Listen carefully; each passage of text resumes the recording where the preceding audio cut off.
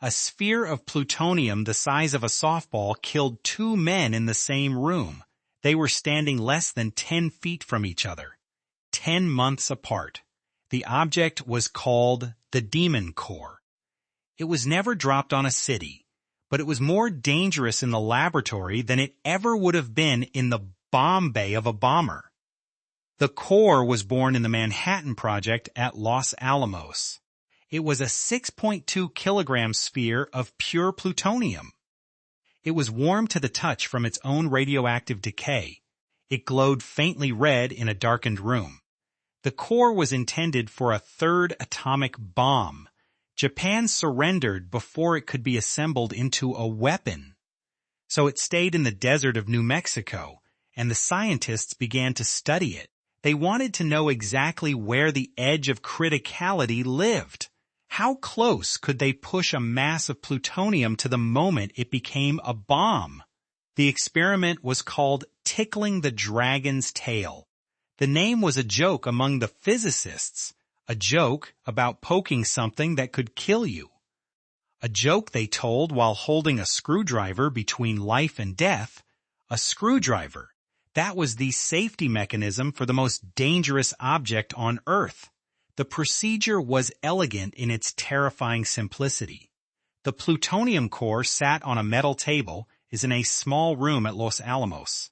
A beryllium hemisphere was placed beneath it. A matching beryllium hemisphere was lowered slowly from above. Beryllium reflects neutrons back into plutonium. As the two hemispheres drew closer, the core approached criticality. A single screwdriver held the top hemisphere apart from the bottom one. The physicist's bare hand gripped the screwdriver handle. The margin between safety and a lethal radiation burst was the thickness of a screwdriver blade. If the screwdriver slipped, the hemispheres would close. The core would go supercritical for a fraction of a second. A blue flash would fill the room, and whoever was closest would receive a death sentence measured in days. The first man to die was Harry Daghlian. He was 24 years old. It was August 21, 1945. He was working alone at night. The war had ended 6 days earlier, but he did not go home. He wanted to run one more experiment before he left Los Alamos forever. The experiment was not scheduled. His colleagues had gone to dinner. The guards had gone off duty. Harry Daghlian was alone in the laboratory with the Demon Core. He was building a neutron reflector out of tungsten carbide bricks.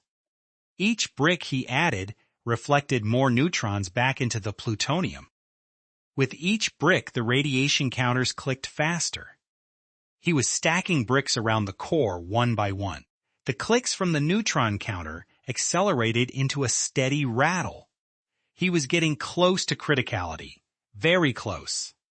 He was holding the final brick over the assembly when the neutron counter screamed. He knew instantly what the sound meant. The core was about to go supercritical with the next brick. He started to pull his hand back. The brick slipped. It dropped onto the center of the assembly. The room filled with a flash of blue light, Cherenkov radiation. The glow of charged particles moving faster than light through water inside his own eyes. The flash lasted less than a second. Daghlian knocked the brick off the assembly with a reflex born of pure adrenaline. It was already too late. He had absorbed a dose of radiation no human had ever received and survived. His right hand had been closest to the core, the hand that dropped the brick. Within hours, the hand began to swell and blister. Within days, the skin peeled away in sheets. The flesh died from the inside out. His bone marrow stopped producing blood cells, and his immune system collapsed entirely. The doctors at Los Alamos could do nothing but wait. There was no treatment for acute radiation syndrome in 1945. There is none now. Daghlian died 25 days after the accident. He was the first person to die in a criticality accident in the history of the world. His mother was told he died in a laboratory explosion. The truth was classified for years, and the demon core remained on its table in the same room, the same door, the same metal surface, the same plutonium sphere that killed Harry Daghlian, waited for the next man. Louis Slotin knew what had happened to Daghlian. He had helped design the safety protocols that were supposed to prevent another accident. But Slotin trusted his own hands more than he trusted safety equipment. He had performed the screwdriver experiment dozens of times. He was good at it. He was the best at it. Enrico Fermi told Slotin he would be dead within a year if he continued. Fermi was right. On May 21, 1946, Slotin was demonstrating the criticality experiment to 7 colleagues. He was training his replacement before leaving Los Alamos. The room was small and crowded with young physicists in white coats. Slotin held the top beryllium hemisphere in his left hand. His right hand held the screwdriver that kept the halves apart. He lowered the top reflector slowly toward the bottom one. The neutron counters in the room began clicking faster and faster. The 7 observers leaned forward to watch. Slotin knew exactly how far he could go. He had done this more than anyone alive. Then the screwdriver slipped, just a fraction of an inch. The beryllium hemispheres closed around the plutonium core. The core went supercritical in less than a microsecond. A wave of neutrons and gamma radiation exploded outward from the sphere. A brilliant blue flash filled the room brighter than daylight. Slotin felt heat on his face from the radiation itself. He physically felt the neutrons passing through his body. He later said it tasted like acid on his tongue. He flipped the top reflector off the assembly with his bare left hand. The chain reaction stopped. The entire event had lasted perhaps half a second. Slotin turned to his colleagues. He told them to stand exactly where they were. He drew a diagram on the chalkboard on the wall. He marked where each person had been standing at the moment of the accident. He calculated their approximate radiation doses based on distance and angle from the core.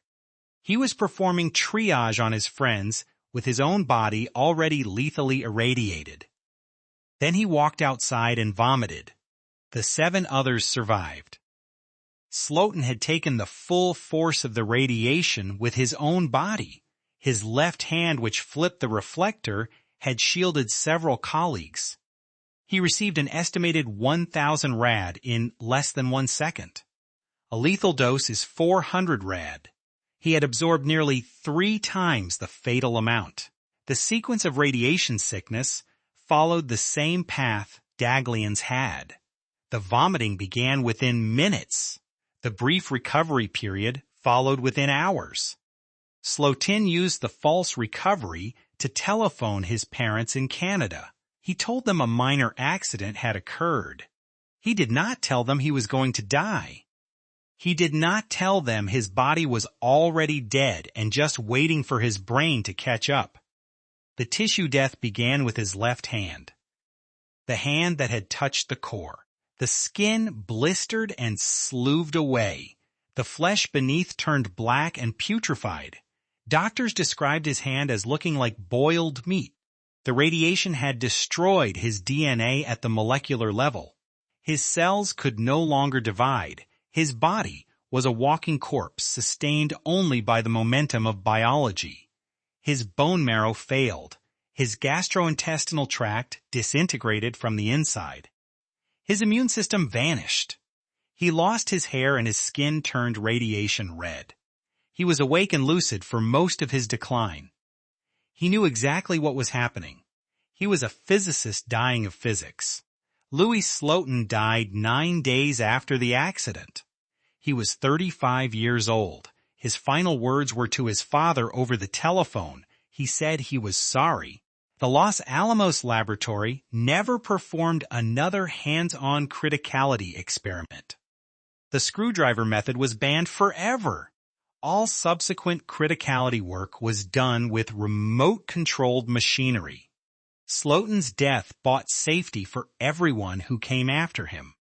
The Demon Core was scheduled to be used in the Operation Crossroads nuclear tests at Bikini Atoll. After Slotin's death, the schedule was canceled. The core was deemed too dangerous by the very people who built atomic bombs. It was melted down and its plutonium dispersed into other weapons. The sphere that killed 2 men ceased to exist. But the room remembered. Harry Daghlian was 24. Louis Slotin was 35. Both died with their hands closest to the core. The hand that dropped the brick. The hand that held the screwdriver. The hands of scientists who believed they could control something that exists at the very boundary between physics and catastrophe. The Demon Core is not a cautionary tale about nuclear weapons. It is a cautionary tale about the human hand, the belief that skill can substitute for safety, the reflex that reaches toward a falling object, the muscle memory that performs a dangerous task one too many times. The core did not kill Daghlian and Slotin. The brick and the screwdriver killed them. The unguarded moment killed them. The confidence that comes from having survived the same thing yesterday killed them. The dragon's tail was tickled many times before it turned around and bit. And when it bit 2 men in a small room in the desert, 2 men whose names are not taught in history books but are whispered in every radiation safety briefing, and every nuclear laboratory, and every physics classroom, where the story of the screwdriver is told. The Demon Core is gone, but the lesson remains. You cannot hold the dragon by the tail with your bare hands. Not forever. Not even once more.